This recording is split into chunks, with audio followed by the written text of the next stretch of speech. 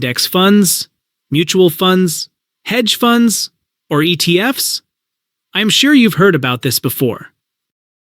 In this video, I'm going to explain these types of investments in a super simple and practical way.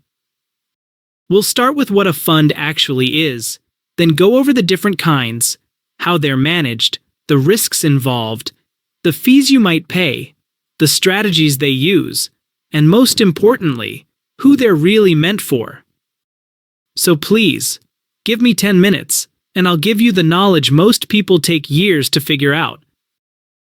But first of all, I would like to make clear that this is not any kind of financial advice.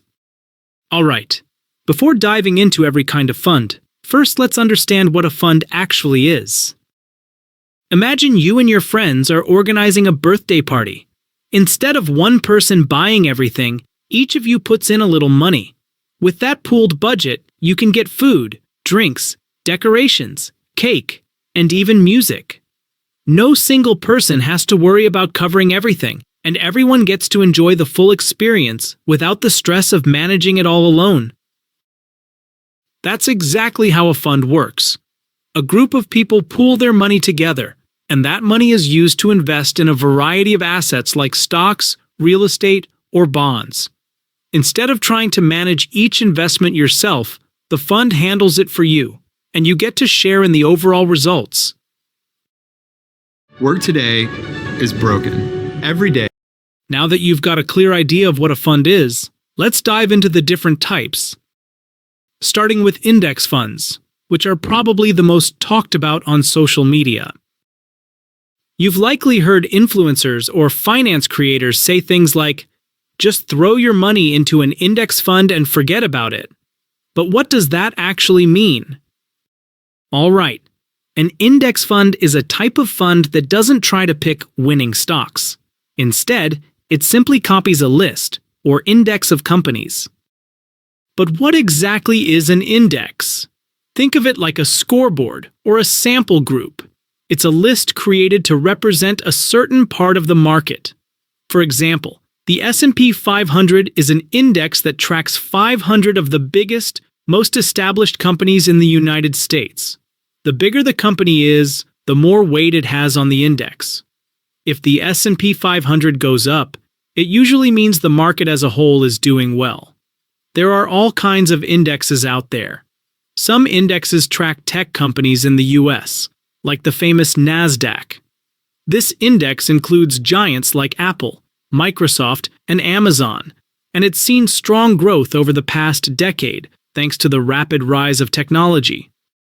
Then there are industrial-focused indexes, like the Dow Jones Industrial Average, or just the Dow. This one tracks 30 large, well-established companies across different industries. Think Coca-Cola, Boeing, and Johnson & Johnson. There are also indexes for small companies, international markets, emerging economies, and even specific sectors like energy or healthcare. I think you got the idea. No picking, no guessing. Index funds are passively managed, which means there's no one actively choosing what to buy or sell. They just follow the index. And that's actually a good thing, because it keeps the fees super low. You're not paying for a manager, just a system. Most index funds charge an annual fee, called an expense ratio, of anywhere from 0.02% to 0.20%. That means if you invest $1,000, you might pay just 20 cents to $2 per year in fees. Incredibly, right? Some of the most well-known companies that manage index funds are Vanguard, BlackRock, which runs the iShares funds, and Fidelity. Index funds are also known for being low risk, relatively speaking, because your money is spread across hundreds of companies. If one company has a bad year, it probably won't tank your whole investment, depending on the fund, of course. Before we move on, there's something really important to understand about how index funds work, especially when it comes to buying and selling them. Unlike stocks or ETFs, you can't buy an index fund at any time of the day and lock in the current price. Instead, index funds are only priced once per day, after the market closes. That price is called the net asset value. It's calculated by taking the total value of all the assets in the fund, minus expenses, divided by the number of shares the fund has. So, if you place an order to buy or sell an index fund at 11 a.m., your trade won't go through at that moment. It will be processed at the net asset value calculated after the market closes, typically at 4 p.m.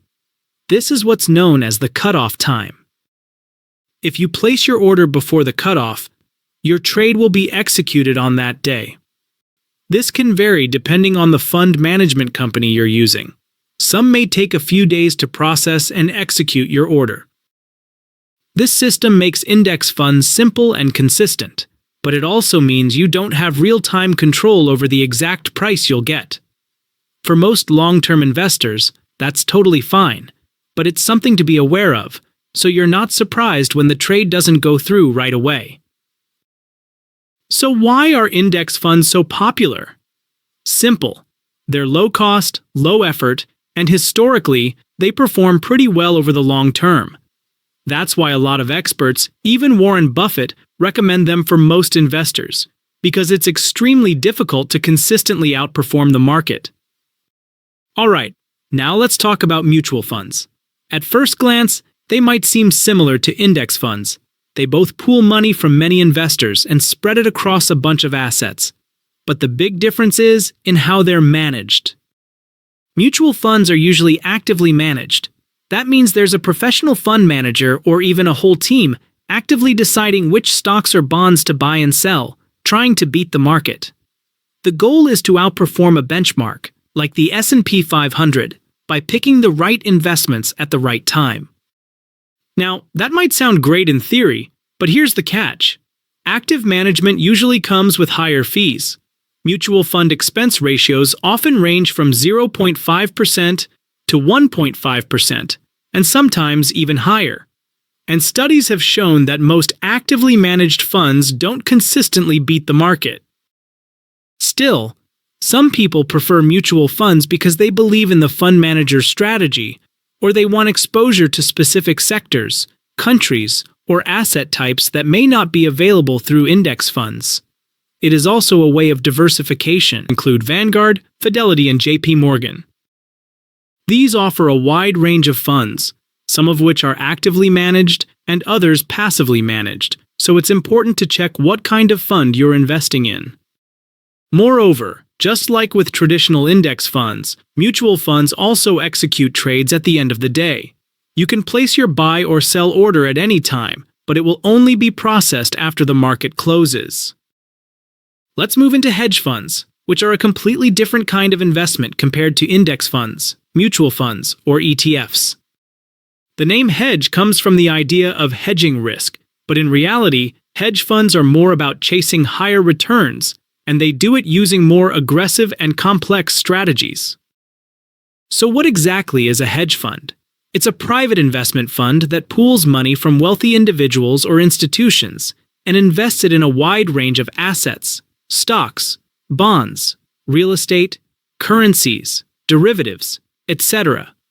But unlike mutual funds or index funds, hedge funds often use strategies like short selling, leverage, which is borrowing money to invest more, and derivatives to try to generate high returns. They're actively managed by fund managers, who often have a lot of freedom to make bold investment moves. This can lead to huge profits, but also huge losses. That's why hedge funds are usually only open to accredited investors, people with a high net worth or income, because the risks can be much greater. And the fees? Hedge funds are known for the famous 2 and 20 model, a 2% annual management fee, plus 20% of any profits the fund makes. That's a lot more than index or mutual funds charge. So to make it worthwhile, hedge funds aim for much higher returns, but that also comes with higher volatility. Finally, let's talk about ETFs, or exchange-traded funds. These are often seen as a hybrid between index funds and individual stocks because, just like a stock, they trade throughout the day on the stock exchange. But, like index funds, they provide diversification by pooling investments in many different assets. ETFs are bought and sold throughout the day, just like stocks. That means you can track their price in real time and decide when to buy or sell based on market conditions, making them more flexible. ETFs also have low fees, typically lower than actively managed mutual funds. Their expense ratios usually range from 0.03% to 0.75%, depending on the type of ETF and management. And because they're passively managed in most cases, they follow an index, meaning they're designed to track the performance of a particular sector, industry, or market as a whole. That means that if you want to invest in the S&P 500, you are able to do it using an index fund or an ETF that replicates this index. Plus, many ETFs can be bought on brokerage platforms with no commission fees, making them very accessible. In conclusion, for most everyday investors, index funds or ETFs are usually the best choice. They're low cost, easy to understand, and offer broad diversification, perfect for long-term investment. Mutual funds may be suitable if you believe in a specific fund manager's strategy or want exposure to certain sectors, but keep in mind the higher fees and uncertain performance. Hedge funds are designed for high net worth individuals who are willing to take on more risk and pay higher fees for potentially higher returns. They're not typically for the average investor. That's everything I wanted to make clear. I hope you understand every kind of asset. If you did, I would really appreciate it if you liked the video.